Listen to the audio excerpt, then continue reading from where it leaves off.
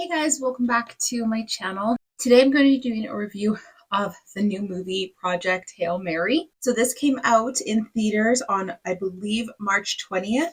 I did actually get to see it on the 21st, but this video isn't getting posted for a little bit, so it's a little old. But I did see it opening night, which was unintentional. I knew Sam really wanted to see this movie, and we had nothing going on that Saturday night. So on like the previous Tuesday, I was like, do you want to go see Project Hail Mary on Saturday night? And he's like, yes. So we did. Honestly, I'm so glad we went to see it. I kind of wanted to see it. I was like on the fence of like when to go see it, just because I did want to see it, but I wasn't like super duper excited about it or anything. But I did want to see it because it's based on a novel by the same author who wrote The Martian, which I really liked that movie. I haven't read either books, like either The Martian or Project Hail Mary. I haven't read either of those books, but Sam's read The Martian. He loved it. And my brother has read, I think, like all of Andy Weir's books, and he said Project Hail Mary is his favorite. And when my brother visited, he kind of mentioned Project Hail Mary and stuff and how he was very, very excited for it. So Sam and I kind of were like, what should we do Saturday night? And I was like, oh, let's go see Project Hail Mary. So I bought tickets and we went to see it. And I'm just, like I said, I'm so glad that we went to see it because I freaking loved this movie. I thought it was so good. My biggest takeaways from this movie, one was, I don't know if it's Andy Weir or what it is. Like I said, it's Andy Weir who wrote the novels for these movies. So I don't know if it's him or just the directors, because it is different directors. But either way, I'll assume it's Andy Weir because that's the similarity between the two. But he writes extremely likable characters. For example, in The Martian, I forget his name, but the character that Matt Damon plays is incredibly likable and just a very nice, funny person, and very similar in Project Hail Mary. Ryan Gosling's character, Dr. Grace, is similar, extremely likable, just a great all-around kind of a person. He was so funny and just so relatable, and he was just a goofball despite the circumstances, similar to The Martian, just a goofball and the most optimistic person despite the circumstances. I loved the character in this movie. Ryan Gosling did an incredible job playing him. And my second biggest takeaway from this movie is, despite the fact that this is a very like heavy science fiction movie, I actually understood everything that was going on.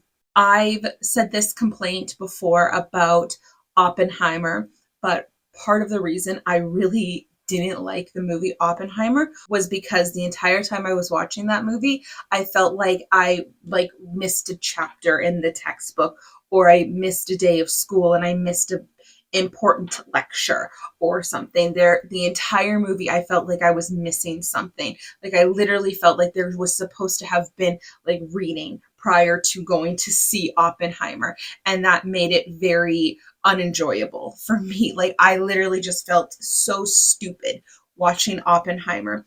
And don't get me wrong, I'm not a very smart person whatsoever, but watching Project Hail Mary, despite the fact that what is going on is very high science fiction, in my opinion, and it's a lot of science, and there's biology and tons of different sciences and physics and stuff going on, I actually understood everything that was happening in this movie.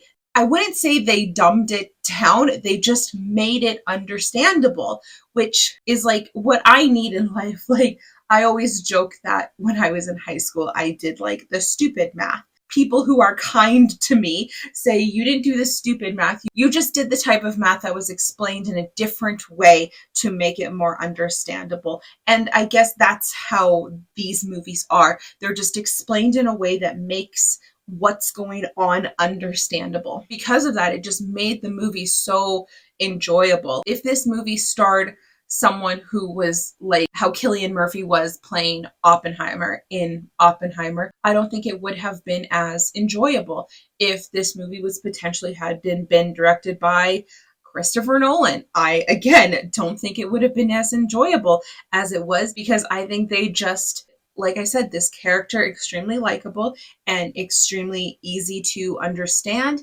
And obviously, like in the beginning of the movie, he's a teacher, and you can tell that he really bonds with his students, and he's a very good teacher. It just made this movie good that that was the type of character that we are following throughout this movie, like a very normal-ish type of a person. Like, yes, he's absolutely brilliant, but at the end of the day, he's just a normal guy. So this movie follows Ryan Gosling's character, Dr. Grace, as he goes up into space on a one-way mission to try to figure out what's going on with literally every sun in several different galaxies. This type of cell or living thing is discovered, and it seems to be eating the planet's suns. And this is happening in tons and tons of different galaxies, except for one. So he is sent with a small team to go and figure out why this one particular sun is surviving. And when he gets there, he meets a alien, essentially, who is there from his planet, and he is trying to figure out the exact same thing, and the two of them learn to communicate and work together to figure this out.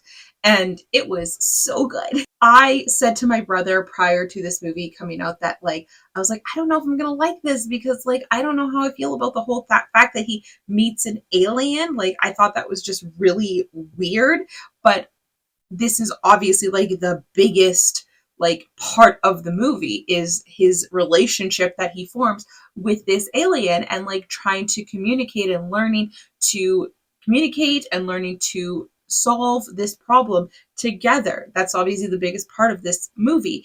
And despite the fact that that was the main thing that I was worried about, that was the best part of this movie, was Grace's relationship with this alien who he names Rocky. It was so good. It was absolutely beautiful, the relationship that the two of them formed. And Rocky learning to communicate was very like Baymaxy, like trying to learn different phrases and stuff. And it was so adorable. I think Sam said that it was a puppet that they used for Rocky for the whole movie. And it was absolutely amazing, the puppet that they used for this movie. It was so, so good. I really don't have anything really negative to say about this movie. I am not a science fiction type of a person, with the exception of like Star Wars and stuff like that. But like, I don't even like Star Trek or like Battlestar Galactica or anything like that. So like my like for science fiction is very limited to like Star Wars and stuff. And I myself have never ever been interested super much in space. Like, it's cool that there's that whole galaxy out there, but for me myself, like, I can honestly say I've never ever had any interest whatsoever in being like an astronaut or anything like that. Like, my place is here on the ground. I don't need to go out into the universe, into the galaxy, anything like that. So for a movie that takes place probably 90% of the film in space, I can't believe how much I really liked this movie, and it actually being like somewhat like real and stuff. Like, obviously it's science fiction. A lot of what is happening is fiction and stuff, but it's essentially like real than like Star Wars and stuff like that. So for me to love it as much as I did, I'm shocked. I did not expect myself to like this movie as much as I did, but I really enjoyed it. I honestly cannot wait for it to come out on DVD and rewatch it. I thought it was so good. I say not what I was expecting. I don't know what I was expecting going into this movie. Like, I watched the trailers and stuff like that. I don't know what I was expecting, but one thing I know I wasn't expecting was to like it as much as I did. Like, I remember sitting there before the movie started thinking, okay, like this will probably be like a 6 maybe a 7 if I like it. But no, like I gave it an 8, and even now sitting here, I'm like, it deserves more than an 8. Like I really think it deserves more than just an 8 out of 10. So I might be changing my ranking of this. That is my review of Project Hail Mary. The only thing that was a disappointment in this movie, and this is a bit of a spoiler, so if you don't want anything spoiled, it's a very minor spoiler, but if you don't want this spoiled, then cut out here. Literally the only thing that was a disappointment for me was, this really had nothing to do with the movie. This just had to do with circumstances of our viewing experience. So we bought our tickets online, and we obviously picked our seats, and like not even 10 minutes before the movie started, a group came up and said, "You're sitting in our seats." And I showed them, I was like, "Nope, these are our seats." And so we had to go find a manager because it was like a full house. Like I said, we saw this opening weekend, so it was full house. So we had to go out and find a manager with one woman from that group to be like, "Hi, we have the same seats." And it was confirmed that we had the same seats for the same movie, same theater, same time, all that jazz. Because they were a larger group, he let them have those seats, and then he gave Sam and I new seats. So just in the time frame that it took to get there, Sam and I missed the first like 3 minutes of the actual movie. It's later found out in the movie, like way near the end, that Ryan Gosling's character did not want to go up into space, and he was literally forced to go on this mission. They literally put him against his will in a coma and sent him on this mission. And so the very first minutes of this movie is him waking up in space. So I said to Sam, I was like, I'm just disappointed I didn't see that part, because I feel like it would have been interesting to see his reaction, because I would think at that moment, we as the audience don't know that he was forced to do this. So I think like his first initial wake up and reaction would have been interesting to see. So that is literally the only disappointment I have of this movie, which has nothing to do with the movie whatsoever. It just has to do with the circumstances that Sam and I missed the first like 3 minutes of this movie, but nothing that can't be fixed by buying this movie on DVD when it eventually comes out. That is going to be it for now. That is my review of Project Hail Mary. I really loved it. I was very surprised how much I loved this movie, and I really can't wait to see it again. But that's going to be it. Thank you guys so much for watching this video. If you liked it, I would love it if you would like and subscribe. I post new videos every single Friday, and I'd love to have you here. Thanks for watching. Bye, everybody.